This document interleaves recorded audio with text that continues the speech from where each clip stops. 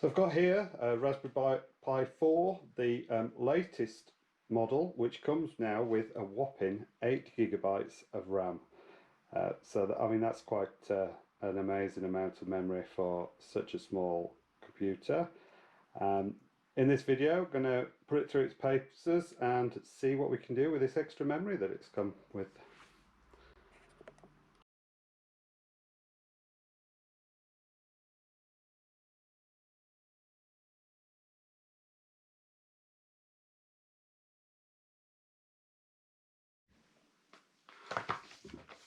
So just to put a bit of comparison between the different models, I ordered this one at the same time because sometimes you don't need the amount of processing power and memory, and the Pi Zero is ideal for things like robots. So I've got a robot project I'll be using that on, and this is a bit more of a power horse.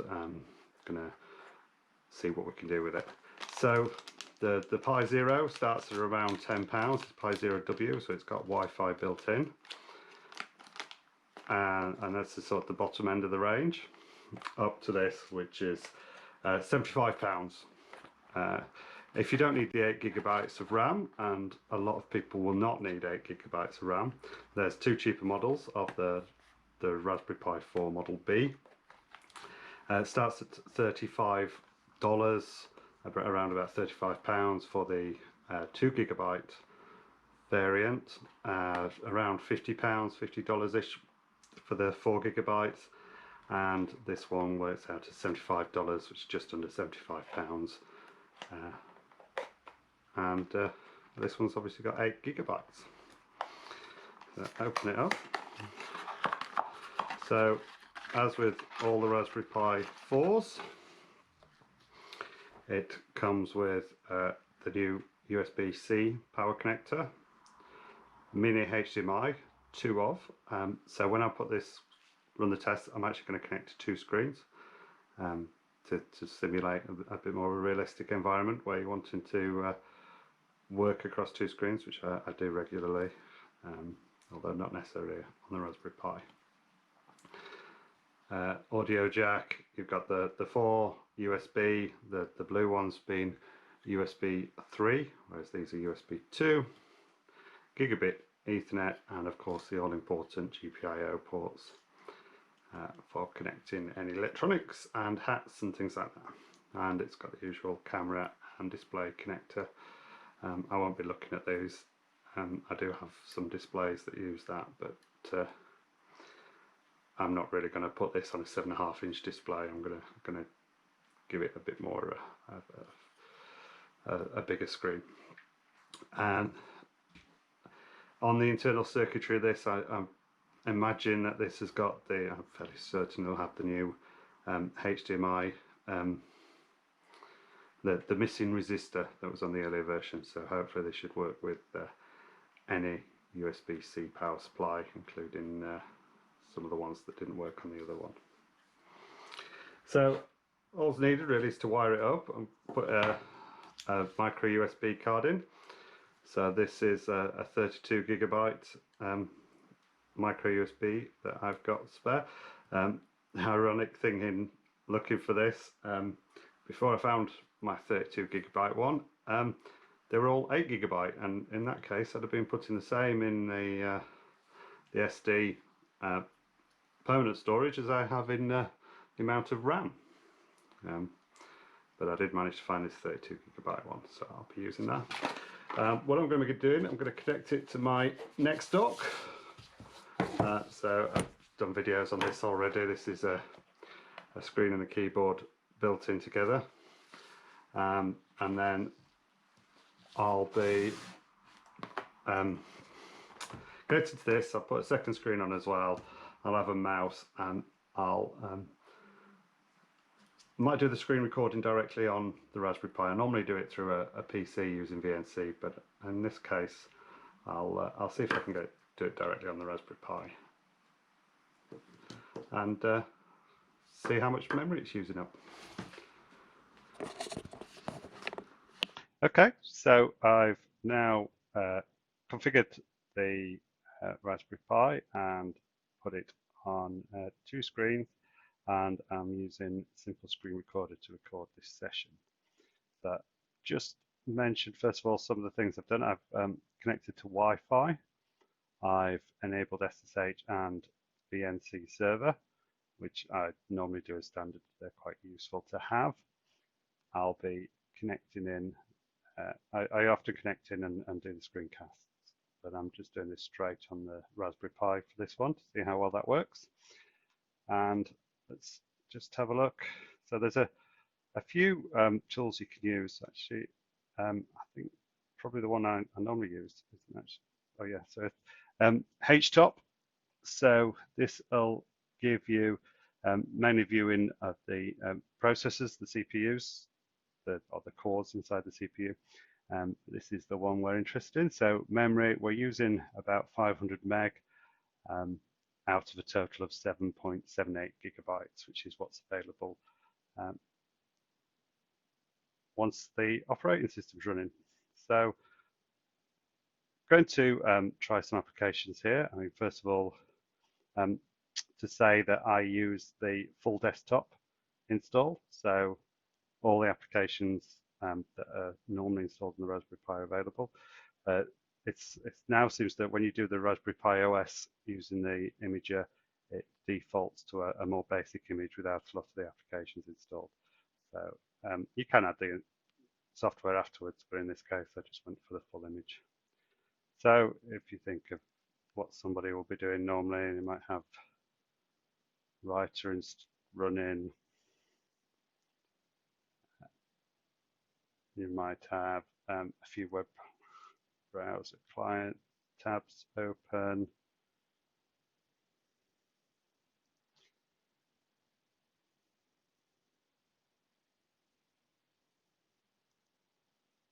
Let's plug a few.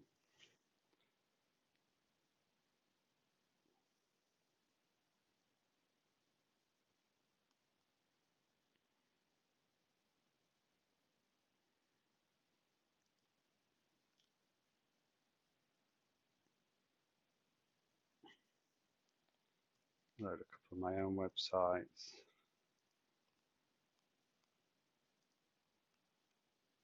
Go to something like, I'm not actually going to log in, but if we go to that, some JavaScript applications. So these are all loaded in. We've got a few tabs open. We've got word processor open. We've not actually loaded them up, but as you can see, we're nearly at 1 gigabyte of memory use. So if you think for most people with a 2 gigabyte, which is the bottom, the basic Raspberry Pi 4, you've still got plenty of headroom, even if you have to start once you start writing this. Now, it's only when we start to get either a lot more of the tabs running and things like that. Even then, I think 2 gigabytes is going to be plenty. I think really to push this to the limit, there's going to be a few apps. So we're going to talk about graphics editing, that's using GIMP, although to be fair, GIMP is fairly efficient in its use of memory because it's been around a long time. Video editing, I'm going to look at installing OpenShot, and then going to look at maybe some CAD using FreeCAD and see what effect that has.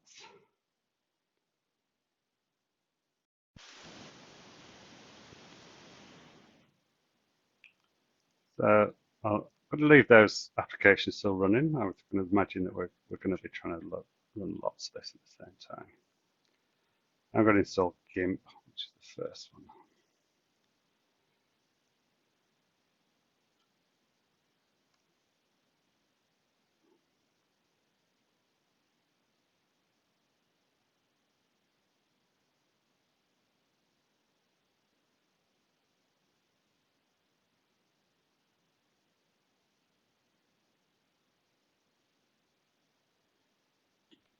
Yeah, while that's installing, I think I'm just going to, I want a few files to maybe edit with GIMP. So if I go into some of my projects, probably got the largest image file. So these are some of my recent projects. So I mean, even these images that are saved on here, they're already quite low resolution just because I've used them on the web. Don't want to take too long to download, but if I got a couple of images that I can just load up.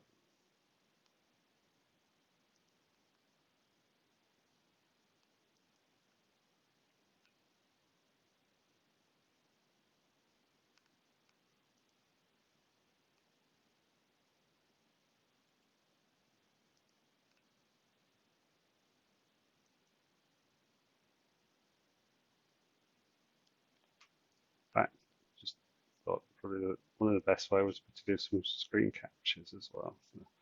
So GIMP is now installed under the graphics applications.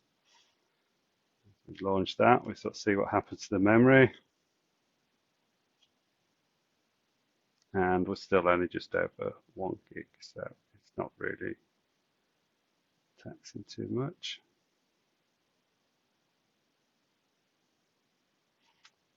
One thing, not sure how easy it is for you to see that, so I just thought one thing I could install. Go to the recommended software, install the magnifier, allow me to show you a bit better the amount of memory.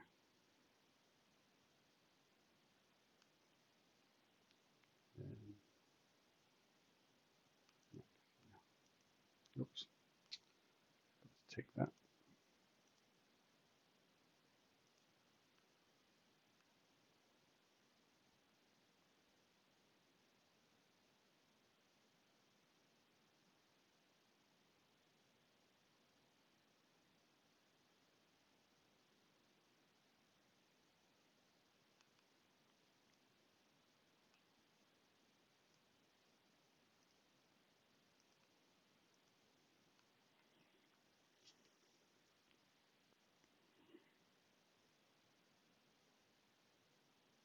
Yeah, it requires a reboot.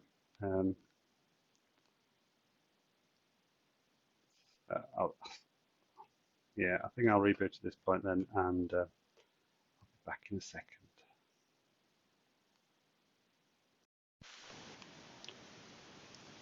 Okay, so just back from rebooting. Just thought launch HTOP again.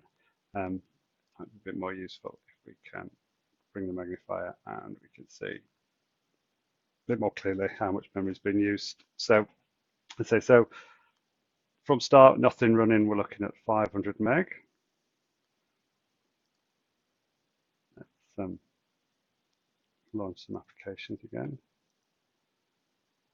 Get Word Writer going, the open source alternative to Word.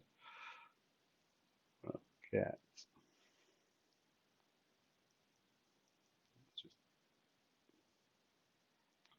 I left that document unsaved.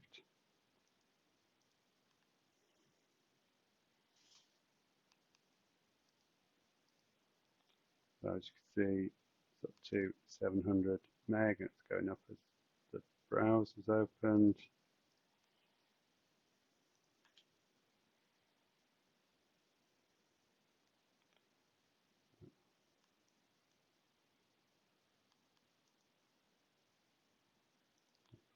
Tabs. I mean, remember we're opening the tabs, launching the applications, but we're not actually loading anything in them. So these figures are going to be a bit lower, but yeah, we're looking around about 1 gig, just under. By the time we've launched GIMP,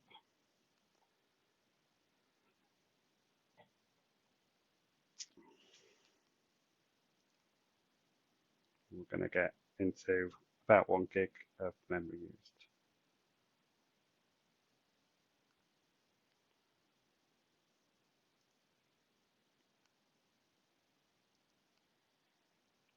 So let's open those files I downloaded earlier.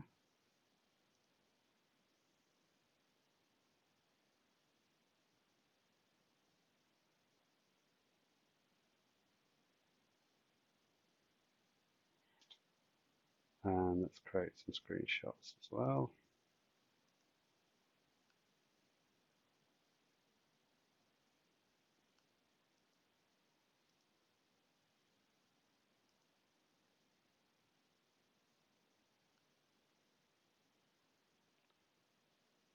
And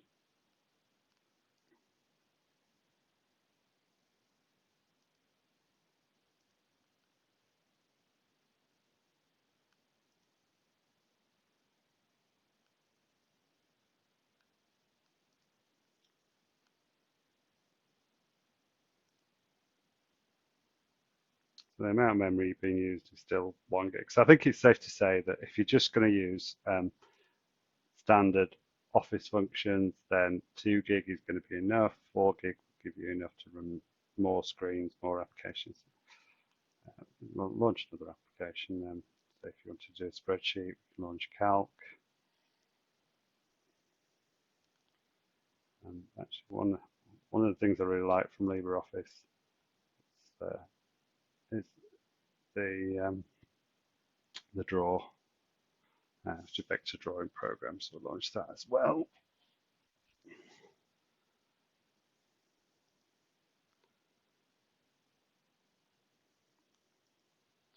And even with all that running, you're still talking 1.2 gigabytes. So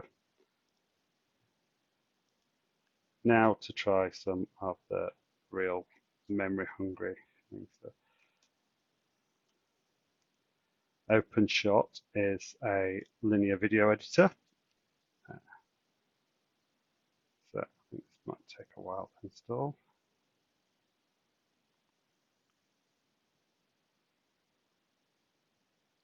So used to create videos.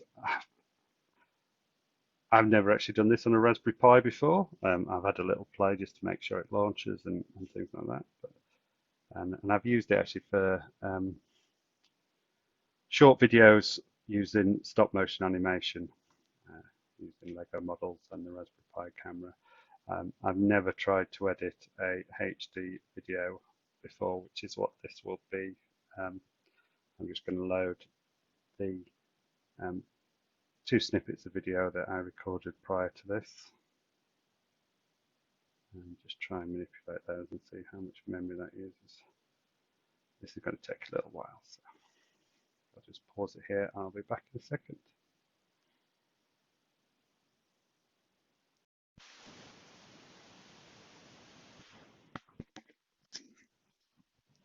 Okay, I'm back after installing that.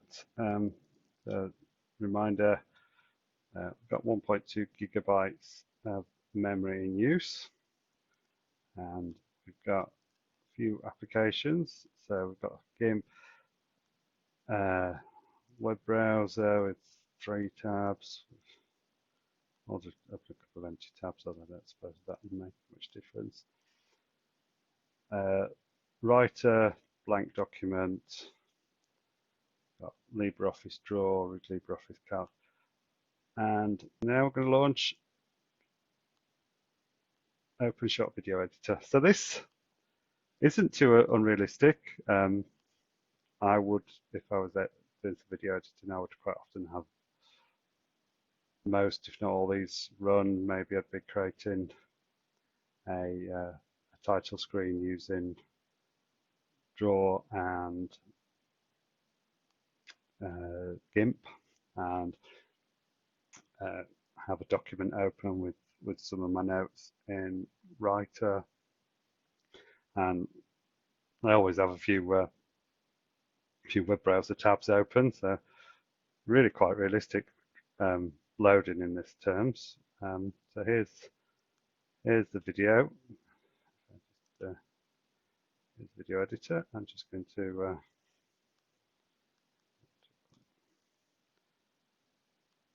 launch file browser, and these are the videos that I've been creating. Drop them there.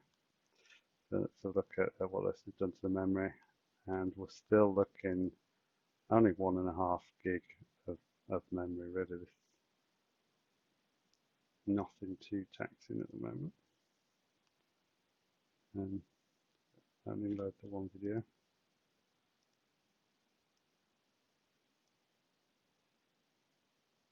I'm trying to load the one I'm actually writing to at the moment, which might not help.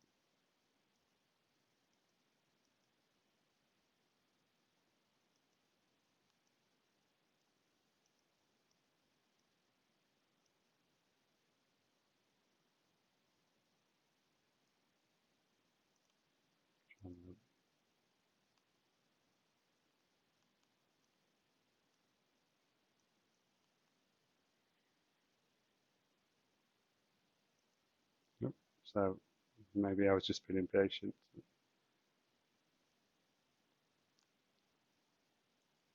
Remove that one, because that's the one that should be recording to at the moment.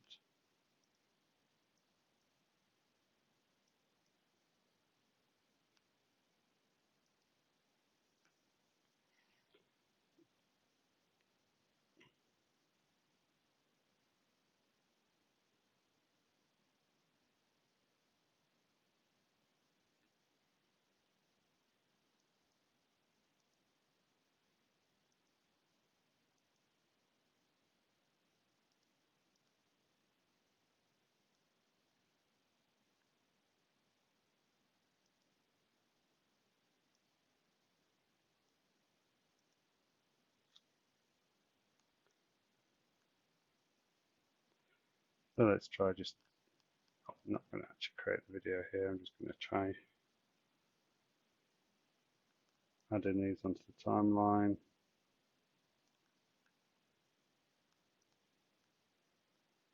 So these are full HD videos, these are 1920 by 1080 I believe.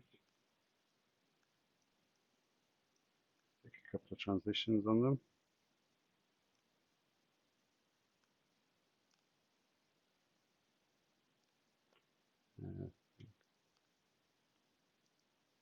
So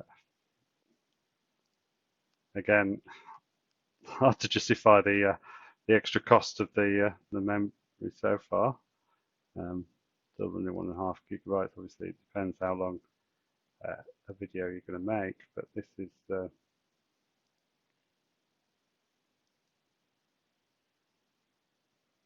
13 minutes so far.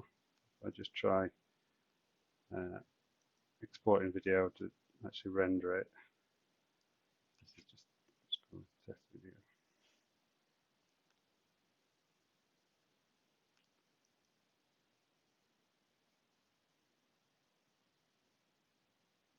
Actually, still HD.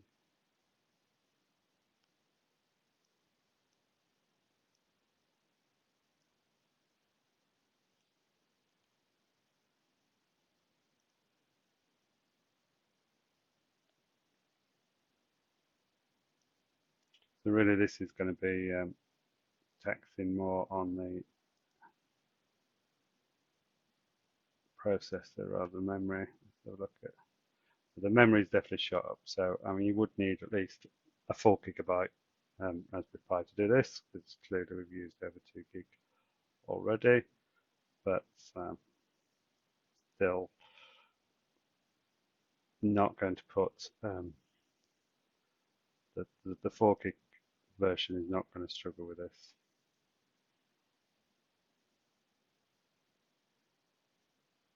But I mean that will obviously take a while. The memory is changing slightly, but realistically, I'm not. It's come back down, go up again. I'm not really expecting that to exceed the amount that's on. Perhaps if you were doing 4K video now, and I wouldn't do a 4K video on a Raspberry Pi, I just don't think the processors there, and you really need, if you want 4K video, you're talking about a top end laptop or desktop to do that. So I don't even do that on my own desktop. So I think we can safely say that it can cope with that. I'm just going to cancel that. So perhaps something else.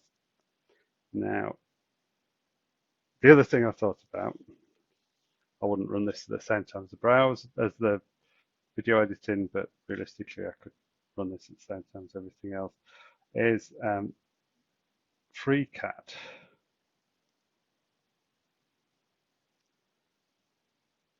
However, I suspect the models I'm going to have, I don't really have anything that's going to be a complicated model here. I can have a quick go at creating something basic just to get an idea of what memory it's going to use.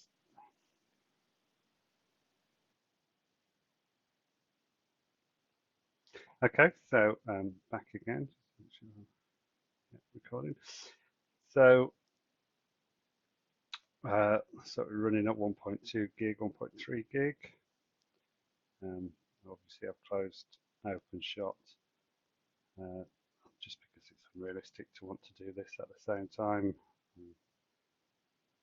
So what I'm thinking of doing is graphics FreeCAD. So FreeCAD, a drawing, a 3D computer-aided design tool, and that is available open source. So it's available. We launched it and we've still only got 1.4 gig. So let's try and just do some things on here.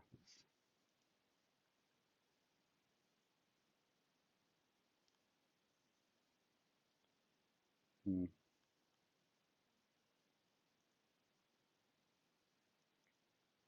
think that just crashed.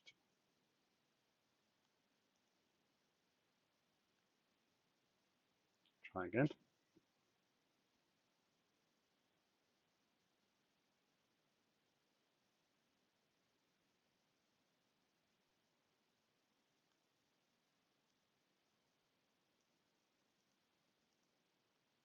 No, okay, so there appears to be a bug, I think, in FreeCAD.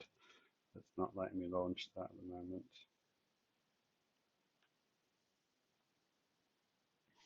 Just trying to launch it from the command line, see if it gives us an indication of what the problem is.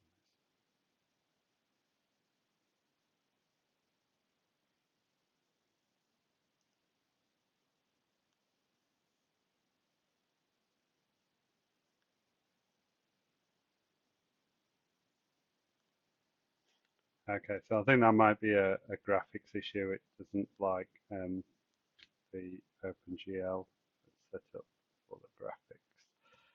So, okay, so trying to, I'm really struggling to think here what we could get that would need this amount of memory, and realistically, I can't think of anything at the moment.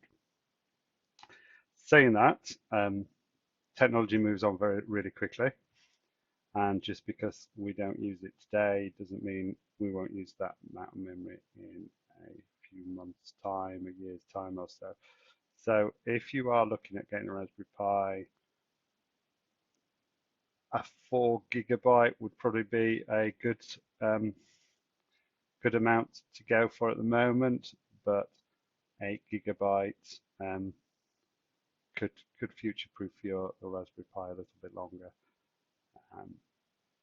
and you certainly don't need to. From the application I've tried now, I don't think there's a huge amount that is going to go into that above 4 GB of memory. So hope you found that useful. If you think otherwise, if you've got an example, then I'd love to see it. If you let me know in the comments, and I can try that application out and see what is memory wise. Perhaps I could try loading some really big documents and things like that, but nothing yet so far that I've thought of that can really push that into needing the full 8 GB. Please subscribe to my channel if you haven't already done so. I cover various things, mainly maker activities involving Raspberry Pi and Arduino and 3D design as well, hence the reason I was wanting to try FreeCAD on here, which I normally run on a Linux machine, but not a Raspberry Pi. But if you want to find out more about what I do, then please subscribe to my channel, and if you click the notification bell icon, you'll get notified when I create a new video. And thanks for watching.